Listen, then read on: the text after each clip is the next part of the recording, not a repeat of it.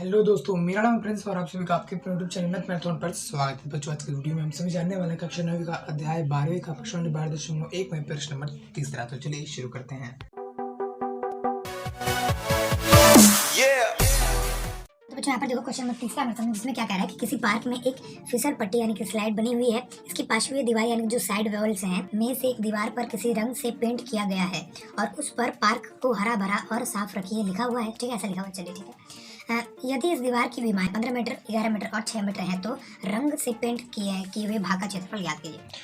हाँ, तो बच्चे यहाँ पर देखो एक बार ध्यान से, आप सभी को यहाँ पर ये दिख रहा होगा आकृति। तो इसी आकृति को यहाँ पर जो है क्वेश्चन में पूछा हुआ है, ये पूछा है बच्चे कि ये हमारे पास क्या है, एक दीवार है। चलिए ठीक है, दिख रहा है आप सभी को यहाँ पर keep the park green and clean ये लिखा हुआ है। इस पर ये क्या हमारे पास एक साइड है, ठीक है ना, जिसको हमें क्या करना है, यहाँ पर पेंट किया हुआ है और लिखा हुआ है।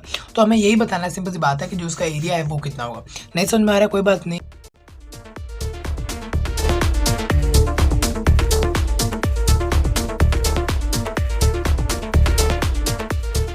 हाँ, तो बच्चों यहाँ पर जैसा कि आप देख ही रहे होंगे कि हमारे पास जो मैंने यहाँ पर एक शेडो किया हुआ है पेंसिल से, उसका मैं यहाँ पर जो एरिया निकाला और सिंपल सी बात है, यहाँ पर जो एक ट्रायंगल बन रहा है उसका मैं एरिया निकालना, सिंपल सी बात है। ठीक है, तो यहाँ पर देखो आप सभी को पता होगा कि जो चैप्टर है 12 यानी कि 12वां चैप्टर है, इसमें हीरोइन का सूत्र एक फॉर्मूला यूज़ हो रहा है, ठीक है ना। तो उसी का हम यहाँ पर यूज़ करने वाले हैं।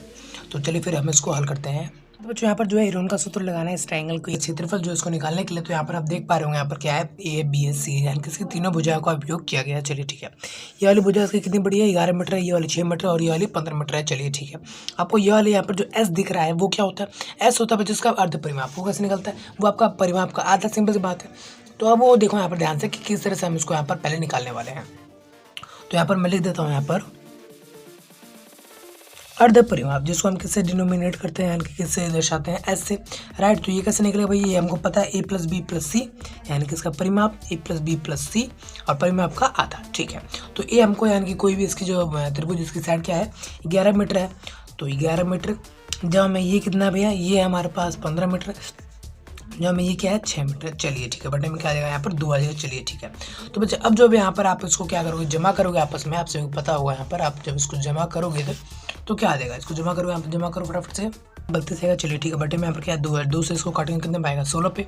ठीक है, तो यानी कि जो इसका एस है वो क्या है यहाँ पर 16 आ चुका है। 16 इसका क्या है, अर्ध परिमाप है। चलिए ठीक है, तो फॉर्मूले के अकॉर्डिंग सबको यहाँ पर चीज़ें जो यहाँ पर पुट कर देता हूँ मैं ब्लैक पेन से, बिकॉज आप सभी को अच्छे से समझ में आ जाएगा। ठीक है ना, तो यहाँ पर फॉर्मूला के अकॉर्डिंग लिखते हैं।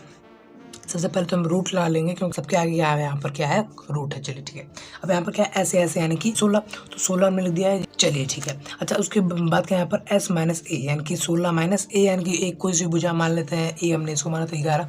ठीक है, s माइनस बी यानी कि 16 माइनस में दूसरी भुजा मान लो 15 है, मान लो अपनी मर्जी से मान सकते हो, लेकिन वो भुजा उस त्रिभुज के अंदर होनी चाहिए। ठीक है, तो s माइनस सी है यहाँ पर, s माइनस सी यहाँ पर क्या है बच्चों, s माइनस सी मान लो यहाँ पर 6 है ना, 16 घटा में 6 है जी। चलिए ठीक है, ओके। तो ये जो हमारे पास कुछ इस तरह से फॉर्मूला है। अब आपको सिंपल से इसको सॉल्व करने देना, आपका आंसर जो यहाँ पर आ चुका होगा। तो यहाँ पर ध्यान से आपको करना क्या है कि ये रूट का सेम तो सेम रखना है, बाद में हम रूट को उठाएंगे, कोई दिक्कत वाली बात नहीं है। ठीक है, 16 का 16, चलिए ठीक है, 16 माइनस में 11, 16 में से 11 गया तो यहाँ पर आपको पता है कितना बचा है, यहाँ पर 5 बचा है। चलिए ठीक है, 16 में से 15 गया तो यहाँ पर कितना बचा, 1 बचा। चलिए ठीक है, 16 में से 6 गया तो यहाँ पर कितना बचा, 10 बचा। चलिए ठीक है, अब आपको करना कुछ नहीं, इसको पेयर बनाने यानी कि मतलब 16 को मैं किस तरह से लिखता हूँ, गुणा की पद में, गुणा की टर्म में। देखो यहाँ पर आप सभी को समझ में आ जाएगा। जैसे 16 को मैं कैसे लिखता हूँ, 2 गुणा में 2 4, 4 गुणा में 2 8, 8 गुणा में 2, यानी कि अगर इतनी बार मैं 4 को मतलब इस तरह से मैं लिख सकता हूँ 16। कैसे, देखो यहाँ पर ध्यान से, ये आपस में क्या हो रहा है, गुणा 2 दूनी 4, 4 दूनी 8, 8 दूनी 16, 16 आ गया ना, सिंपल सी बात। तो मैंने कुछ इस तरह से यहाँ पे लिख दिया। चलिए ठीक है, अच्छा 5 को मैं किस तरह से लिख सकता हूँ, 5 को तो सेम टू सेम, तो यहाँ पर मैंने लिख दिया 5 का सेम टू सेम।